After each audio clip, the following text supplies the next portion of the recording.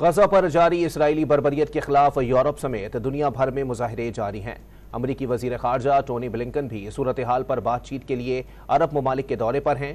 White house نے فلسطینیوں کو معصوم قرار دیتے ہوئے کہا ہے کہ حماس نے انہیں انسانی ڈھال بنا رکھا ہے۔ فلسطینی صدر، اردن کے شاہ عبداللہ دوم اور قطر کے وزیر اعظم سے ملاقاتوں کے بعد امریکی وزیر خارجہ انتونی بلنکن سعودی عرب پہنچ گئے۔ قطری وزیر اعظم کے ساتھ پریس کانفرنس میں امریکی وزیر خارجہ نے کہا کہ عام شہریوں کو براہ راست نشانہ نہیں بنانا چاہیے۔ وائٹ ہاؤس نے اسرائیل سے مطالبہ کیا ہے کہ وہ جنگی قوانین کی پابندی کرے۔ وائٹ ہاؤس کا مزید کہنا ہے کہ فلسطین معصوم ہے، حماس نے انہیں انسانی ڈھال بنا رکھا ہے۔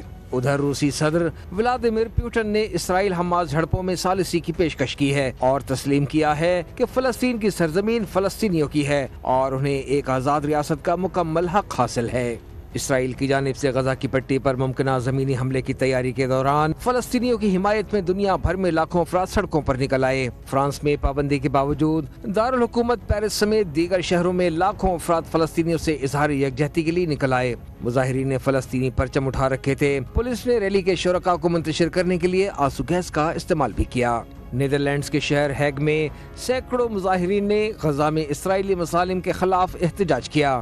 ادھر میکسیکن دارالحکومت میکسیکو سٹی میں بھی سینکڑوں افراد نے فلسطینیوں سے اظہار یکجہتی کیا۔ سوئٹزرلینڈ کے دارالحکومت جنیوا میں بھی غزہ کے مظلوم مسلمانوں سے اظہار یکجہتی کیا گیا۔ ملائیشیا کے دارالحکومت کوالالمپور میں ہزاروں مسلمانوں نے فلسطینیوں سے اظہار یکجہتی کے لیے ریلی نکالی۔ انڈونیشیا میں بھی شہریوں کی بڑی تعداد نے ریلی نکالی اور فلسطینیوں سے اظہار یکجہتی اور اسرائیل کے خلاف اپنے غم و غصے کا اظہار کیا۔ عراقی دارالحکومت بغداد میں بھی اسرائیل مخالف مظاہرے ہوئے۔ مظاہرین نے فلسطین کی آزادی کا مطالبہ دہرایا۔